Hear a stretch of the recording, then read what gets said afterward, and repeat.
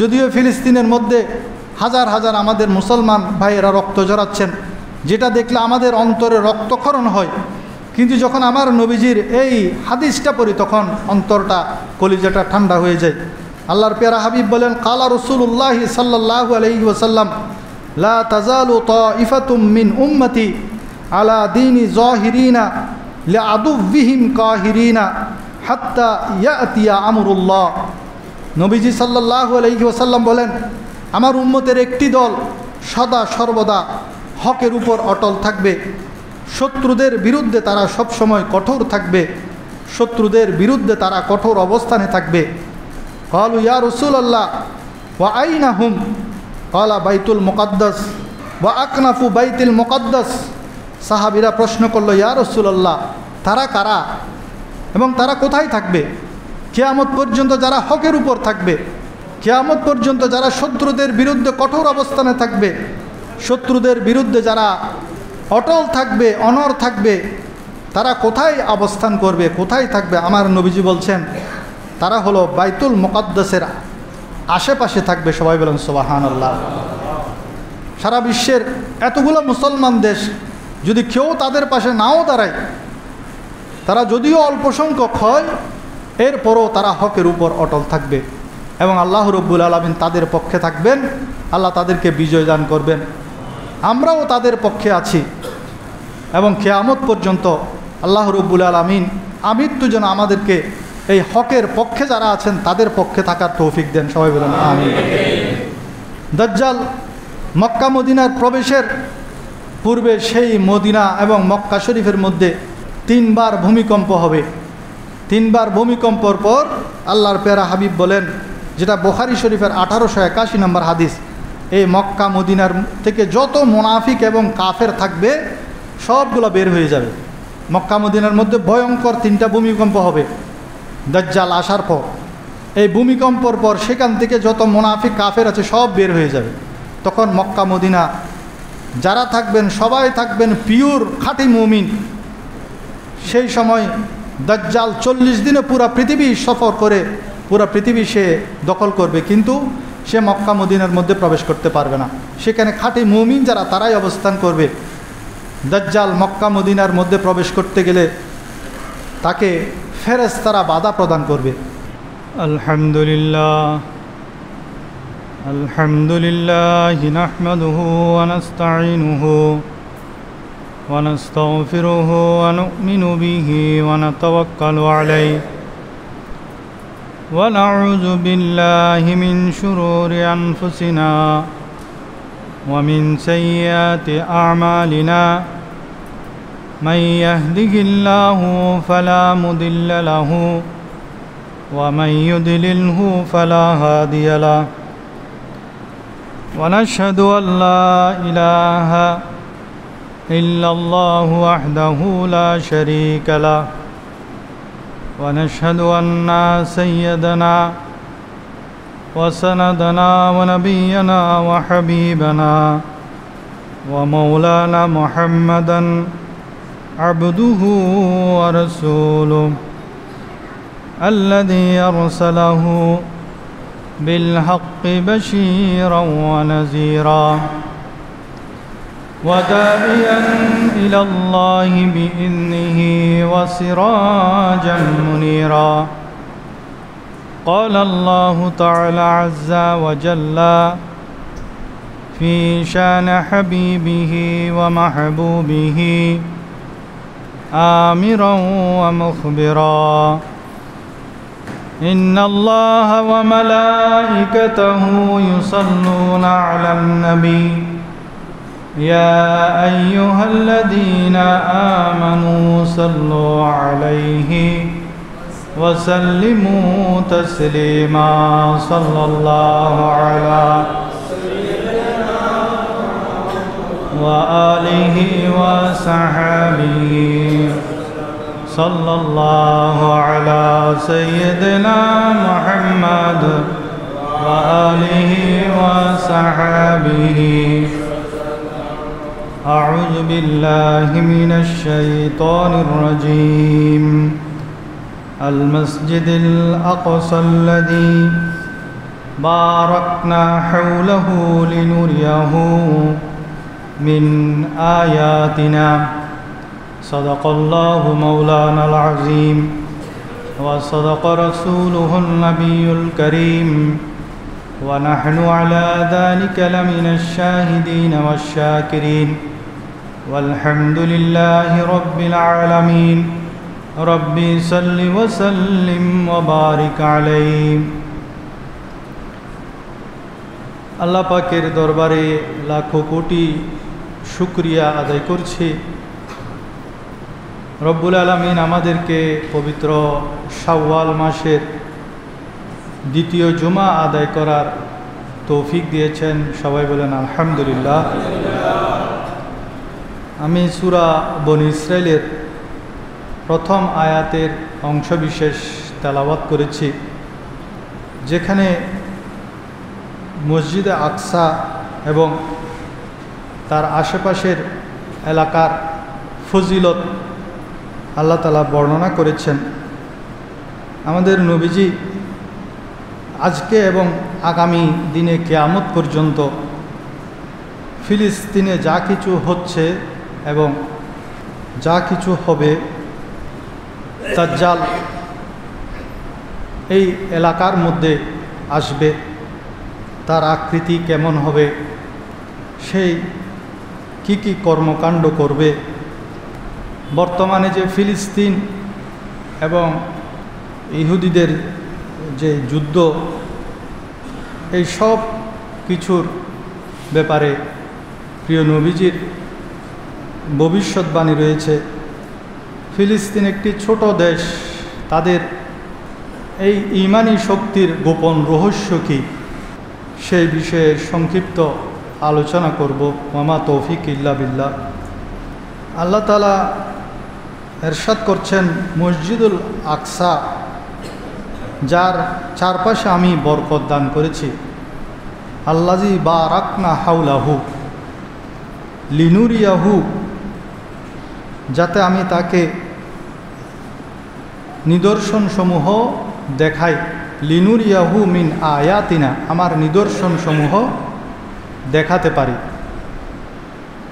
আল্লাহ তাআলা বলছেন মসজিদে আকসার আশেপাশে আল্লাহ তাআলা বরকত রেখেছেন, কারণ এই এলাকার মধ্যে অসংখ্য নবী রসুল আল্লাহ তাআলা প্রেরণ করেছেন, যেমন হযরত ইব্রাহিম আলাইহিস সালাম, লূত আলাইহিস সালাম, ইসহাক আলাইহিস সালাম, ইয়াকুব আলাইহিস সালাম, ইউসুফ আলাইহিস সালাম, হযরত মূসা আলাইহিস সালাম, দাউদ আলাইহিস সালাম, সুলাইমান আলাইহিস সালাম, ইলিয়াস আলাইহিস সালাম, ঈসা আলাইহিস সালাতুস সালাম সহ অসংখ্য নবী রসুলের দেশ হলো এই ফিলিস্তিন বা বাইতুল মুকাদ্দাসের দেশ। সবাই বলেন সুবহানাল্লাহ।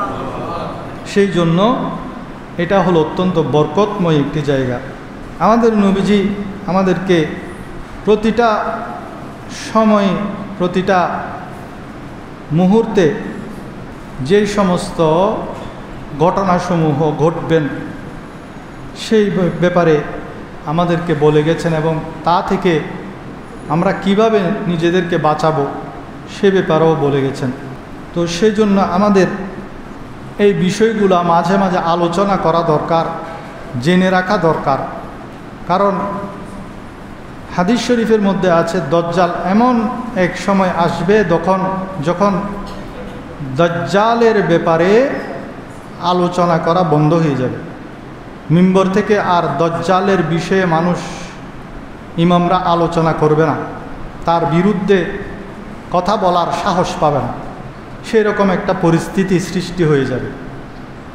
তো এখনও আলহামদুলিল্লাহ মিম্বরসমূহ থেকে আমরা দাজ্জালের নিদর্শনসমূহ যেই বিষয়ে আমার নবীজি বলে গেছেন সেগুলা আমরা নির্দ্বিধায় বলতে পারছি। কিন্তু এমন একটা সময় আসবে যখন আর দাজ্জালের ব্যাপারে কেউ বলতে পারবে না, মানুষ জানবেও না দাজ্জালের নিদর্শনসমূহ কি, যা আমার নবীজি তার শারীরিক গঠন কি হবে বলে গেছেন, তার আলামতসমূহ বলে গেছেন, সেগুলো মানুষ জানবেও না, এবং সেজন্য মানুষ গোমরা হয়ে যাবে বেশি। আর আমাদের আরেকটা বড় সমস্যা হলো আমরা দিন শিখতে চাই না। আজকের যুগে আমরা দিন যদিও শিখি সেটা শতকরা 2%, যেটাও ছোটোবেলায় শিখি সেটা এক সময় গিয়ে আমরা ভুলে যাই, আর বাকি 98% আমরা দুনিয়া শিখি। অথচ নবী করিম সাল্লাল্লাহু আলাইহি ওয়াসাল্লাম ওনার শিক্ষা হলো যে দ্বীনের ব্যাপারে বেশি জ্ঞান অর্জন করা। এটার একটা উদাহরণ আমরা দেখতে পাই।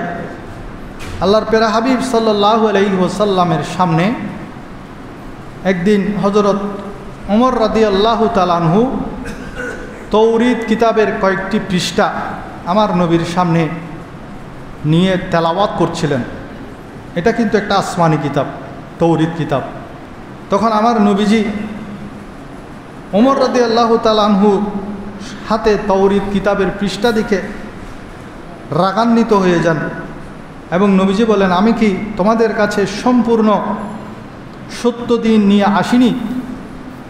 নবী করিম সাল্লাল্লাহু আলাইহি ওয়াসাল্লামের চেহারা মোবারক লাল হয়ে গেছেন, অথচ এটা একটা আসমানি কিতাব, পূর্ববর্তী আসমানি কিতাব। ওমর রাদিয়াল্লাহু তাআলা আনহুর হাতে উনার কয়েকটা পৃষ্ঠা মাত্র দেখেছেন, তাতেই নবীজি রাগান্বিত হয়ে গেছেন। আর এখন আমাদের সন্তানদেরকে আমরা সকাল থেকে সন্ধ্যা পর্যন্ত ইসলামিক জ্ঞান সেটা তো আমরা দিই না, অন ইসলামিক জ্ঞানের মধ্যে তারা ডুবে থাকে। ইসলামিক জ্ঞান যতটুকু দিই সেটাও তারা ভুলে যায়। তো তাদেরকে যদি এখন বলা হয় দাজ্জালের নিদর্শন কি, দাজ্জাল আসলে তোমার সামনে তুমি কিভাবে চিনবে, তার থেকে তুমি কিভাবে আত্মরক্ষা করবে, অথচ আমার নবীজি সাহাবীদেরকে ডেকে বসিয়ে বসিয়ে এগুলো শিক্ষা দিতেন। শুধু আমার নবী না, হযরত নূহ আলাইহিস সালাতু ওয়াস সালাম থেকে নিয়ে ঈসা রূহুল্লাহ পর্যন্ত প্রত্যেক নবীরাই দাজ্জালের ব্যাপারে সতর্ক করেছেন। এটা দুনিয়ার মধ্যে যত ফিতনা, যত বড় বড় মুসিবত, যত বড় বড় পরীক্ষা, সমস্ত ফিতনা, সমস্ত বড় বড় মুসিবতের মধ্যে সবচেয়ে বড় মুসিবত হলো দাজ্জালের ফিতনা। কিন্তু সে ব্যাপারে আমরা একদম নির্বিকার। আমাদের সন্তানদেরকে এ ব্যাপারে আমরা ন্যূনতম জ্ঞানটুকুও দিতে পারি না। তো সেজন্য মাঝে মাঝে আমাদের মসজিদের মধ্যে এই বিষয়বস্তুর উপর আলোচনা করা খুব জরুরি বলে আমি মনে করি। নবী করিম সাল্লাল্লাহু আলাইহি ওয়াসাল্লাম ইরশাদ করেন, দাজ্জালের ফিতনা এটা এমন এক ফিতনা, কিয়ামত পর্যন্ত এই রকম ফিতনা, এই রকম পরীক্ষা আর আসবে না। আল্লাহর প্যারা হাবিব সাল্লাল্লাহু আলাইহি ওয়াসাল্লামের বাণী, তিনি বলেন, পৃথিবীতে যত ফিতনা এবং বড় বড় ধোঁকার সময় এসেছে, বড় বড় পরীক্ষা এসেছে, আদম আলাইহিস সালাতু ওয়াস সালামের সময় থেকে শুরু করে আজ পর্যন্ত সেই সব কিছু থেকে বড় ফিতনা হলো দাজ্জালের ফিতনা। এত গুরুত্বের সাথে এটাকে আমার নবীজি ফোকাস করেছেন, এই ফিতনাটাকে। সেজন্য যেহেতু এটা অন্যান্য নবীরাও জানতো আখিরি জামানায় আসবে, এরপরও প্রত্যেক নবীরাই তাদের উম্মতকে দাজ্জালের ব্যাপারে সতর্ক করেছেন। নূহ আলাইহিস সালাতু ওয়াস সালামের জামানা থেকে নিয়ে প্রত্যেক নবী তাদের উম্মতকে দাজ্জালের ফিতনা থেকে সতর্ক করেছেন যে দাজ্জাল আসবে, তার থেকে তোমরা দূরে থাকবে, তার থেকে বেঁচে থাকবে, তার ফিতনার মধ্যে তোমরা গ্রেফতার হবে না, তার ফিতনায় তোমরা পতিত হবে না। তো আমার নবীজি বলেন, যদি কেউ ভেবে থাকে দাজ্জাল আসার অনেক দেরি আছে, তাহলে সে ভুলের মধ্যে আছে, এটা আর বেশি দূরে নয়। কারণ পূর্ববর্তী যুগের নবীরা বলেছেন যে এই দাজ্জালের ফিতনার ব্যাপারে সতর্ক করেছেন। এখন যেহেতু আমাদের নবীজি শেষ নবী, আমরাই শেষ উম্মত, সেহেতু আমাদেরকেই এই দাজ্জালের মহা ফিতনার সাথে এই উম্মতে মুহাম্মদীকে মোকাবেলা করতে হবে। আমাদেরকে সদা প্রস্তুত থাকতে হবে দাজ্জালের ফিতনার মোকাবেলা করার জন্য, কারণ আমাদের পর তার কোনো উম্মত নেই। সেজন্য আমাদেরকে কিভাবে এর মোকাবেলা করব, কিভাবে প্রস্তুতি নিব, কিভাবে এই ফিতনা থেকে আমরা আত্মরক্ষা করব, সে ব্যাপারে সব সময় সজাগ থাকতে হবে, জেনে রাখতে হবে, নিজে জানতে হবে, পরিবার পরিজনকে জানাতে হবে। আল্লাহর প্যারা হাবিব সাল্লাল্লাহু আলাইহি ওয়াসাল্লাম বলেছেন, আমি শেষ নবী, আমার উম্মতরা শেষ উম্মত, সুতরাং এই দাজ্জালের সাথে লড়াই করার দায়িত্বও হবে আমার উম্মতের।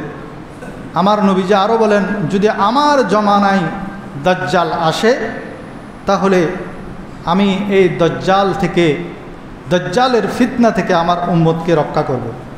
আমি জীবিত অবস্থায় যদি আমার পরবর্তীতে দাজ্জাল আসে তাহলে তোমাদেরকে তার মোকাবেলার জন্য প্রস্তুত থাকতে হবে।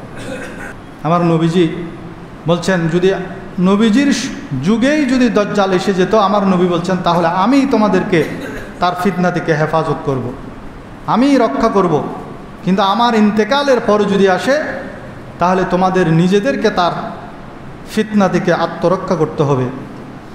আল্লাহর প্যারা হাবিব আরও বলেছেন, আমি দেখতে পাচ্ছি একদিন দাজ্জালের বিরুদ্ধে লড়াইয়ের জন্য একটি বাহিনী বের হবে।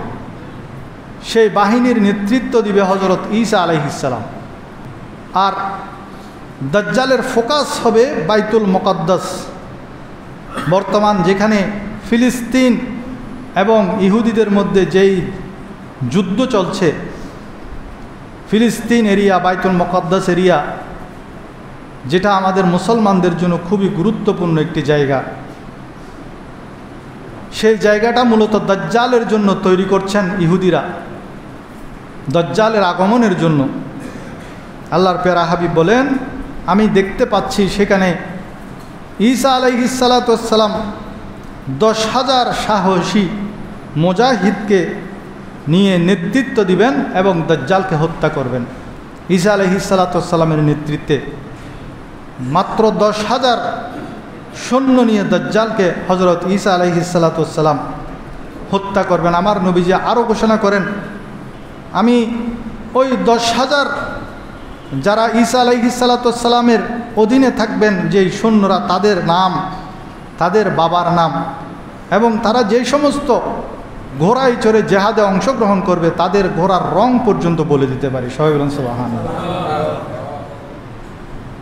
এমনভাবে আমার নবীজি দাজ্জালের ফিতনার ব্যাপারে আমাদেরকে সতর্ক করেছেন। আল্লাহর প্যারা হাবিব প্রায় সময় দোয়া করতেন আমাদেরকেও দাজ্জালের ফিতনা থেকে বাঁচার জন্য সকাল সন্ধ্যা দোয়া করতে হবে। আল্লাহুম্মা ইন্নী আউযু বিকা মিন আযাবিল কবর ওয়া মিন আযাবিন নার ওয়া মিন ফিতনাতিল মাহইয়া ওয়াল মামাত ওয়া মিন ফিতনাতিল মাসিহিদ দাজ্জাল। এই দোয়াটি আমার নবীজি সকাল সন্ধ্যা পড়তেন। পুরাটা না পারলে শুধু এতটুকু বলবেন, আল্লাহুম্মা ইন্নী আউযু বিকা মিন ফিতনাতিল মাসিহিদ দাজ্জাল। এই অংশটুকু হলো প্রতিদিন পড়বেন, হে আল্লাহ, আপনি দাজ্জালের ফিতনা থেকে আমাদেরকে রক্ষা করুন।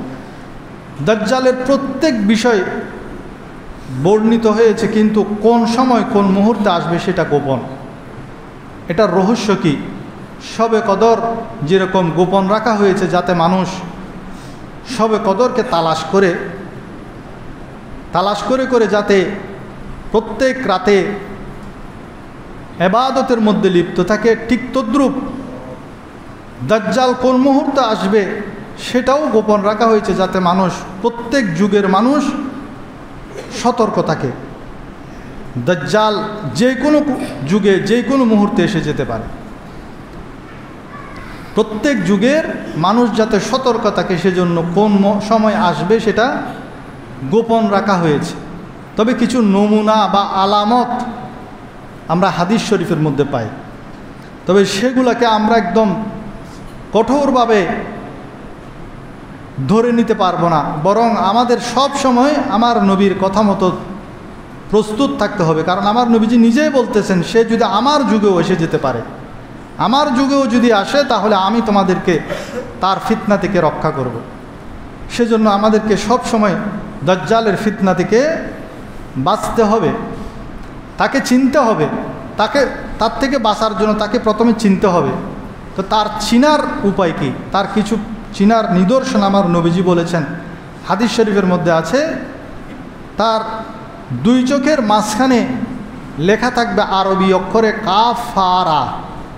দুই চোখের মাঝখানে এখানে কাফারা লেখা থাকবে, কাফের লেখা থাকবে। এবং বুখারী শরীফের 3338 নম্বর হাদিসের মধ্যে আছে, তার চোখ হবে একটি, মাহু বিমিসালিল জান্নাহ ওয়ান নার ফাল্লাতি ইয়াকুলু ইন্নাহাল জান্নাতু হিয়ান নার। তার সাথে হুবহু জান্নাত এবং জাহান্নাম থাকবে। হুবহু জান্নাত, এক হাতে জান্নাত আর এক হাতে জাহান্নাম থাকবে। আর তার সাথে যে জান্নাতটি সেটা মূলত জাহান্নাম হবে, আর তার সাথে যেটা জাহান্নাম সেটা মূলত হবে জান্নাত। উল্টা বুখারী শরীফের 3450 নম্বর হাদিসের মধ্যে আছে, ইয়াকুলু আন্না মা'আদ দাজ্জাল ইযা খারাজা মা'আন ওয়া নারান ফাআম্মাল্লাযী ইয়ারান নাসু আন্নাহান নারু ফামা'আন বারিদুন ওয়া আম্মাল্লাযী ইয়ারান নাসু আন্নাহা মা'উন বারিদুন ফানারুন তাহরিকু। সে সময় সুমিষ্ট পানির, ঠান্ডা পানির খুব অভাব হবে। দাজ্জাল কিন্তু সেটাকে কাজে লাগাবে। তার এক হাতে ঠান্ডা পানি থাকবে আর এক হাতে থাকবে অগ্নিশিখা। আমার নবীজি বলছেন, তার যে হাতে ঠান্ডা পানি দেখা যাবে সেটা হবে আগুন, আর যে হাতের মধ্যে গরম অগ্নিশিখা দেখা যাবে সেটা হবে ঠান্ডা পানি। তোমরা তার যে হাতের মধ্যে অগ্নিশিখা সেটার মধ্যে ঝাঁপিয়ে পড়বে, তাহলে তোমরা সুশীতল পানি লাভ করতে পারবে। সবাই বলেন সুবহানাল্লাহ। মানে দাজ্জাল যেটাকে আমাদেরকে, যেটার মধ্যে ফায়দা দেখাবে, আমাদের সেটার উল্টা দিকে চলতে হবে, তাহলে আমরা উপকৃত হতে পারব। তার চুলের ব্যাপারে হাদিস শরীফের মধ্যে আছে, ইবনে মাজার 4071 নম্বর হাদিস। আল্লাহর প্যারা হাবিব বলেন, দাজ্জালের একটি চোখ হবে কানা, তার মাথার চুল হবে বেশি এবং কোকড়ানো চুল হবে। আবার কোনো কোনো বর্ণনায় আছে তার বাম চোখ হবে কানা, কোনো কোনো বর্ণনায় আছে তার ডান চোখ হবে কানা। আঙ্গুরের মতো ফুলা থাকবে তার ডান চোখ। সে কোন এলাকায় থেকে আসবে? ইবনে মাজার 4072 নম্বর হাদিসের বর্ণনা। নবীজি বলেন, দাজ্জাল খোরাসান অঞ্চল। আমার নবীর যুগে খোরাসান সেটা তাজাকিস্তান, তুর্কমেনিস্তান, আফগানিস্তান, ইরান, এই বিশাল এরিয়া নিয়ে এই খোরাসান অঞ্চল ছিল। বর্তমান ইরানের একটি অঞ্চলকে খোরাসান আমরা মনে করি। পূর্ব দিকের অঞ্চলের দিকে আমার নবীজি ইশারা করেছেন, মদিনা থেকে পূর্ব দিকের এই খোরাসান থেকে দাজ্জাল বের হবে। তার অনুসারীদের চেহারার বর্ণনাও হাদিস শরীফের মধ্যে আছে, ইবনে মাজার 4072 নম্বর হাদিস। আমার নবীজি বলছেন, তার অনুসারীদের চেহারা হবে চ্যাপ্টা এবং তাদের চেহারার মধ্যে মাংস বেশি হবে। এ দাজ্জালের হায়াত হবে 40 দিন। তার এই হায়াতের প্রথম দিনটি হবে 1 বছরের সমান, দ্বিতীয় দিনটি হবে 1 মাসের সমান, তৃতীয় দিনটি হবে 1 সপ্তাহের সমান, আর বাকি 37 দিন হবে আমাদের স্বাভাবিক দিনের মতো। সাহাবায়ে কেরাম জিজ্ঞেস করেন, ইয়া রাসূলুল্লাহ, 1 বছরের সমান হলে আমরা নামাজ কিভাবে পড়ব? তখন আমার নবীজি বলছেন, তোমরা অনুমান করে সেই সময় নামাজটা পড়ে নিবে। সেরকম একটা দুর্যোগ দাজ্জালের ফিতনার সময় পৃথিবীর জমিনে সৃষ্টি হবে। এরপর মুসলিম শরীফের 2938 নম্বর হাদিসের মধ্যে আছে, আবু সাঈদ খুদরি রাদিয়াল্লাহু তাআলা আনহুর থেকে বর্ণিত দীর্ঘ হাদিস। আল্লাহর প্যারা হাবিব বলেন, দাজ্জাল সে মদিনার পথে রওনা হবে, মক্কা মদিনায় সে প্রবেশ করতে পারবে না। মদিনার সীমানার মধ্যে যখন যাবে, সেখানে একজন যুবক দাজ্জালকে বলবে যে তুমি দাজ্জাল। তাকে যখন দাজ্জাল বলা হবে, তখন সে বলবে, আমি যদি এই যুবককে হত্যা করি এবং তাকে আবার জীবিত করতে পারি, তোমরা কি তা আমাকে মান্য করবে? তখন মানুষ বলবে, অবশ্যই, কারণ মৃতকে জীবিত করা সেটা তো আল্লাহ ছাড়া আর কেউ পারে না, সে ওই যুবককে হত্যা করবে, হত্যা করে পুনরায় তাকে জীবিত করবে। জীবিত করার পর ওই যুবক বলবে, এখন আমি পূর্ণ বিশ্বাসী হয়ে গেলাম যে তুমি আসলেই দাজ্জাল। সেটা যখন বলবে তাকে আবার হত্যা করার চেষ্টা করবে, কিন্তু তাকে আর হত্যা করতে পারবে না। সেই যুবককে দ্বিতীয়বার আর হত্যা করতে পারবে না। এভাবে দাজ্জালের কিছু ক্ষমতা থাকবে, শক্তি থাকবে, সে জমিনকে সবুজ করতে পারবে, বৃষ্টি নামাতে পারবে। এখন সেরকম অনেক প্রযুক্তিও আবিষ্কার হচ্ছে। এক খাতে জান্নাত, আরেক খাতে জাহান্নাম, এক খাতে ঠান্ডা পানি, আরেক খাতে গরম। এই সব কিছু কারিশমা দেখেই মানুষ তার দিকে ঝুঁকে পড়বে। যাদের ঈমান দুর্বল তারা ঈমান হারা হয়ে যাবে, কিন্তু যাদের ঈমান শক্তিশালী তারা কিন্তু গোমরা হবে না। সেজন্য আমাদের সকাল সন্ধ্যা আল্লাহর কাছে দোয়া করতে হবে যে আল্লাহ যেন আমাদেরকে এই ফিতনা থেকে রক্ষা করেন। দাজ্জালের যে নমুনাগুলো সেগুলো আমাদের মনে রাখতে হবে, আমাদের সন্তানদেরকে বলতে হবে যে দাজ্জালের ফিতনা কি।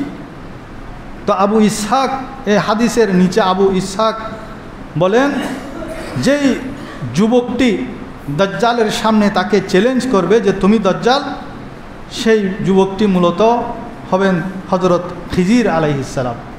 তিনি যুবকের আকৃতিতে আসবেন, তিনি হবেন মূলত হযরত খিজির আলাইহিস সালাম। আমার নবীজি একদিন একটি স্বপ্নের বর্ণনা দেন, সেখানেও দাজ্জালের আকৃতির বর্ণনা এসেছেন, যেটি বুখারী শরীফের 7026 নম্বর হাদিসের মধ্যে আছে। আব্দুল্লাহ বিন ওমর থেকে বর্ণিত, তিনি বলেন, আল্লাহর পেয়ারা হাবিব বলেন, আমি একদিন ঘুমের মধ্যে ছিলাম, তখন আমি কাবা ঘর তাওয়াফরত অবস্থায় দেখলাম দুইজন লোকের মাঝখানে একজন লোক তাওয়াফ করছেন, তার চুলগুলা সোজা এবং তার চুল থেকে টপ টপ করে পানি ঝরছে। আমি জিজ্ঞেস করলাম ইনি কে? সকলে আমাকে বলল ইনি হলেন হযরত ঈসা আলাইহিস সালাম, ঈসা ইবনে মরিয়ম। এরপর আমি ফিরে আসতে লাগলাম, এমন সময় লাল বর্ণের মোটাসোটা এবং কোকড়ানো চুল বিশিষ্ট ডান চোখ কানা এক ব্যক্তিকে দেখতে পেলাম। তার চোখটি যেন ভাসমান আঙ্গুরের মতো, ডান চোখটি ভাসমান আঙ্গুরের মতো ফুলা। আমি জিজ্ঞেস করলাম এই ব্যক্তিটিকে, তখন তারা আমাকে বলল এটি হলো দাজ্জাল। তো তার সাথে ওই এলাকার একটা গোত্রের নাম ইবনু কাতান গোত্রের এক ব্যক্তির চেহারার সাথে মিল ছিল।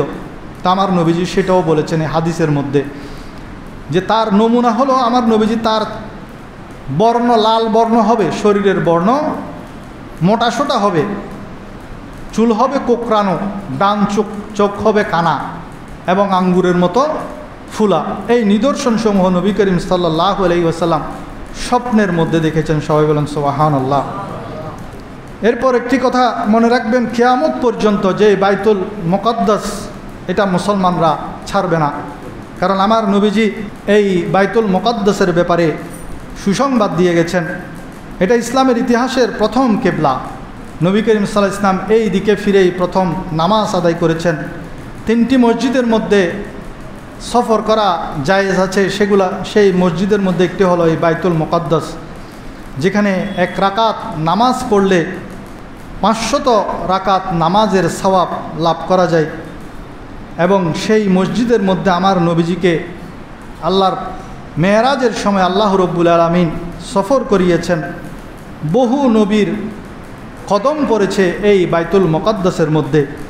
কিয়ামতের আগের মুহূর্তে এখানে দাজ্জাল এই এলাকার মধ্যে আসবে এবং হযরত ঈসা আলাইহিস সালাতু ওয়াস সালাম দামেস্কের পূর্ব দিকে, যেটা সাদা মিনারা বিশিষ্ট মসজিদে উমাইয়া বলা হয়, যেটা কিছুদিন আগে উন্মুক্ত হয়েছে, বাশার আল আসাদের হাত থেকে উন্মুক্ত হয়েছে, সেখানে এখন নিয়মিত নামাজ হচ্ছে।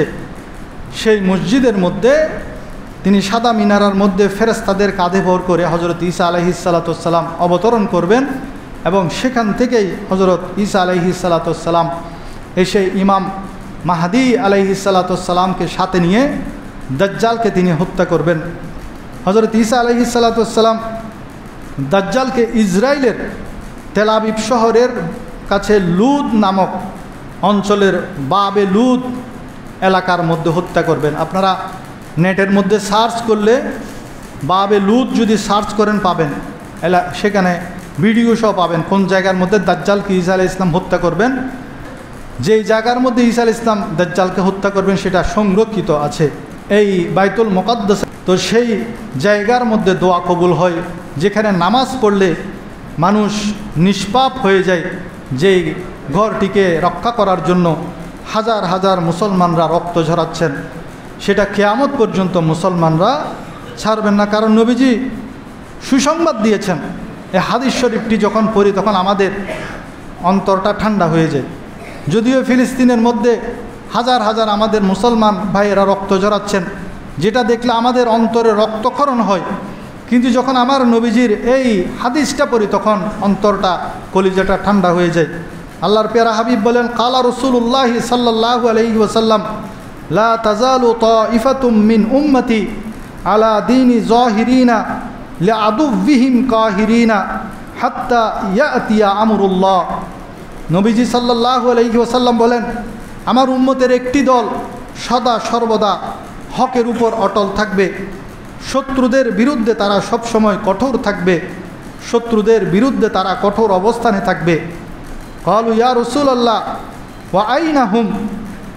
ক্বালা বাইতুল মুকাদ্দাস ওয়া আকনাফু বাইতুল মুকাদ্দাস। সাহাবীরা প্রশ্ন করল, ইয়া রাসূলুল্লাহ, তারা কারা এবং তারা কোথায় থাকবে? কিয়ামত পর্যন্ত যারা হকের উপর থাকবে, কিয়ামত পর্যন্ত যারা শত্রুদের বিরুদ্ধে কঠোর অবস্থানে থাকবে, শত্রুদের বিরুদ্ধে যারা অটল থাকবে, অনড় থাকবে, তারা কোথায় অবস্থান করবে, কোথায় থাকবে? আমার নবীজি বলছেন তারা হলো বাইতুল মুকাদ্দাসের আশেপাশে থাকবে। সবাই বলেন সুবহানাল্লাহ। তারা কিয়ামত পর্যন্ত হকের উপর অটল থাকবে। আল্লাহ রসুল বলেন এই দলটি হবে খুবই মর্যাদাপূর্ণ।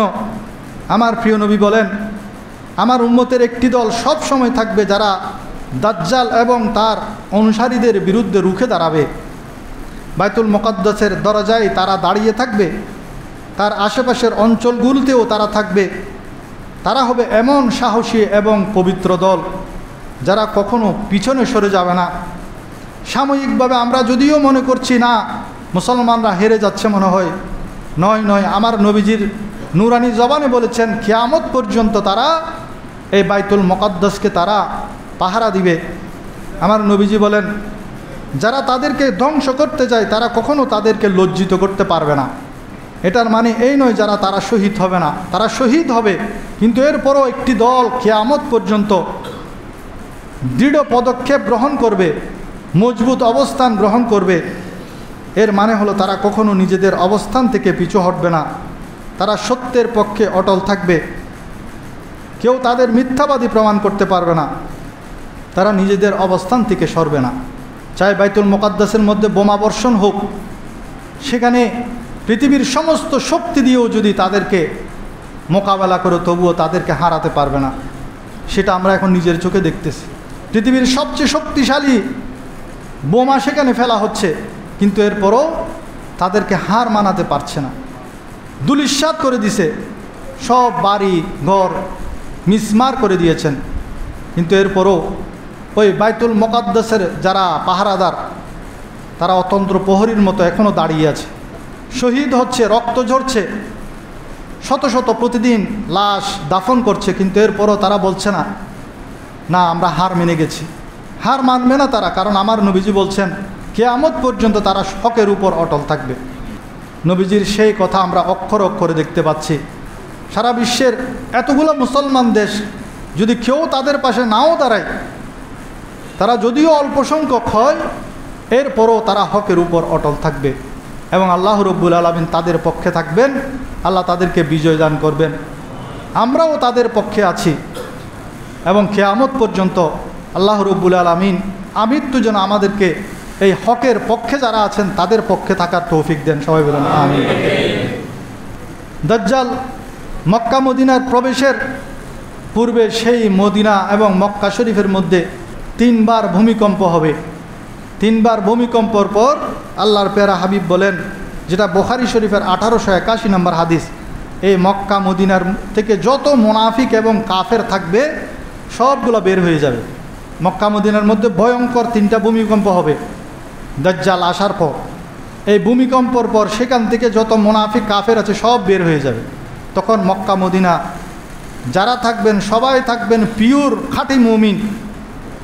সেই সময় দাজ্জাল 40 দিনে পুরা পৃথিবী সফর করে পুরা পৃথিবী সে দখল করবে, কিন্তু সে মক্কা মদিনার মধ্যে প্রবেশ করতে পারবে না। সেখানে খাঁটি মুমিন যারা তারাই অবস্থান করবে। দাজ্জাল মক্কা মদিনার মধ্যে প্রবেশ করতে গেলে তাকে ফেরেশতারা বাধা প্রদান করবে। ফেরেশতারা তরবারি নিয়ে মক্কা মদিনার প্রবেশদ্বার থাকবে, 7টি প্রবেশদ্বার আসে। এই 7টি প্রবেশদ্বারের মধ্যে ফেরেশতারা অবস্থান করবে এবং তারা দাজ্জালকে প্রতিহত করবে। দাজ্জাল জন্মগ্রহণ করেছে নূহ আলাইহিস সালামের যুগে। তার ব্যাপারে দীর্ঘ একটা হাদিস আছে, সেটা বলার এখন আর সময় নাই, যেটা হযরত তামিমে দারি রাদিয়াল্লাহু তাআলা আনহু আমার নবীকে বলেছেন। সে হাদিসটা অনেক লম্বা হাদিস। সেখানে দাজ্জাল তার আসার সময় কখন হবে সে ব্যাপারে বর্ণনা করেছেন, কখন সময় হবে সে ব্যাপারে বর্ণনা করেছেন। যেহেতু সময় শেষ হয়ে গেছে আমি সেটা বলছি না, আরেক জুমাতে ইনশাল্লাহ সে ব্যাপারে আমি আলোচনা করব। আল্লাহ রব্বুল আলামিন আমাদেরকে দাজ্জালের ফিতনা থেকে বেঁচে থাকার তৌফিক দান করুন। এবং এতক্ষণ পর্যন্ত আমি যা কিছু আলোচনা করলাম সংক্ষেপে আমি আবার এই দাজ্জালের ব্যাপারে সংক্ষেপে আবার আপনাদেরকে একটু বলে দিতে চাই। এই ফিতনার যুগে ইমাম মাহাদির আগমন হবে। ইমাম মাহাদির খেলাফতকালে খোরাসান থেকে দাজ্জালের আত্মপ্রকাশ হবে। তার নাম হবে মসিহ আদ-দাজ্জাল। মসিহ আদ-দাজ্জাল অর্থ হলো প্রবল প্রতারক। তার ডান চোখ হবে কানা, কপালে লেখা থাকবে কাফারা। তার দেহ হবে মোটা লালচে রঙের, চুল হবে কোকড়ানো। সে পূর্ব দিক থেকে ইরানের খোরাসান অঞ্চল থেকে বের হবে। পৃথিবীর মধ্যে সে 40 দিনে পুরা পৃথিবী কবজা করবে। সে বৃষ্টি নামাতে পারবে, জমিকে সবুজ করে দিতে পারবে, মানুষকে হত্যা করে জীবিত করতে পারবে। তার এক হাতে জান্নাত, তার এক হাতে জাহান্নাম সে দেখাতে পারবে, কিন্তু সেটা হবে তার বিপরীত। যেটা সে দেখাবে সেটা থাকবে ভুয়া, আসলে হবে তার বিপরীত। যার ঈমান দুর্বল সে প্রতারিত হয়ে যাবে। ইহুদি মুনাফিক এবং দুর্বল ঈমানদাররা তাকে বিশ্বাস করবে। যারা দৃঢ় ঈমানদার তারা তার ধোঁকা থেকে বাঁচতে পারবে। যারা সূরা কাহাফ তেলাওয়াত করেন, এটা মনে রাখবেন, সূরা কাহাফ প্রতি জুমার দিন সূরা কাহাফ তেলাওয়াত করবেন। অন্তত সূরা কাহাফের 10টি আয়াত মুখস্থ করবেন। আপনার সন্তানদেরকে সূরা কাহাফের প্রথম 10টি আয়াত মুখস্থ করাবেন, তাহলে দাজ্জালের ফিতনা থেকে বেঁচে যাওয়ার সম্ভাবনা রয়েছে। তার অনুসারী হবে 70,000 ইহুদি সহ একটি বিশাল বাহিনী। তারা মক্কা এবং মদিনার মধ্যে প্রবেশ করতে পারবে না।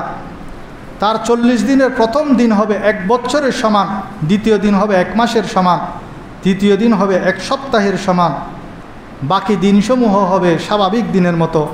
আর মানব ইতিহাসের আদম আলাইহিস সালাম থেকে নিয়ে কিয়ামতের আগ পর্যন্ত যত ফিতনা হবে, এই যে আমরা প্রথম বিশ্বযুদ্ধ, তৃতীয় বিশ্বযুদ্ধ বলি, এগুলো তো এক একটা ফিতনা, মহামারী এগুলো এক একটা ফিতনা।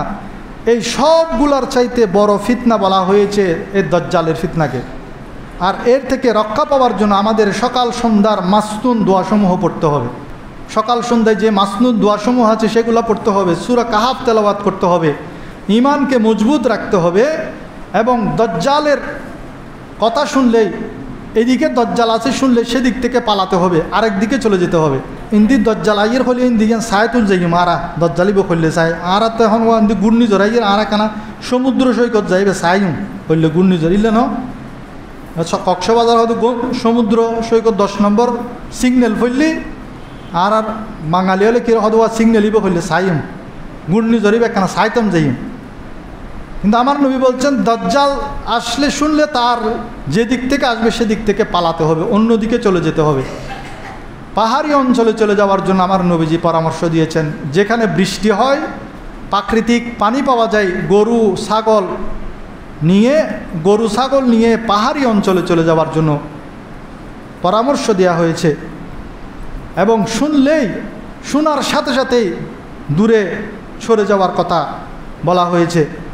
একসময় ঈসা আলাইহিস সালাতু ওয়াস সালাম দামেস্কের উমাইয়া মসজিদের মধ্যে ফেরেশতাদের কাঁধে ভর করে অবতরণ করবেন।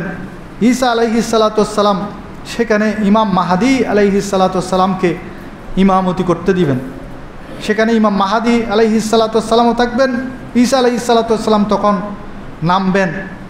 তখন ইমাম মাহাদি আলাইহিস সালাম ঈসা আলাইহিস সালাতু ওয়াস সালামকে বলবেন যে আপনি ইমামতি করেন, কিন্তু ঈসা আলাইহিস সালাম বলবেন না, আপনি ইমামতি করবেন, কারণ আপনি আওলাদ রসুল।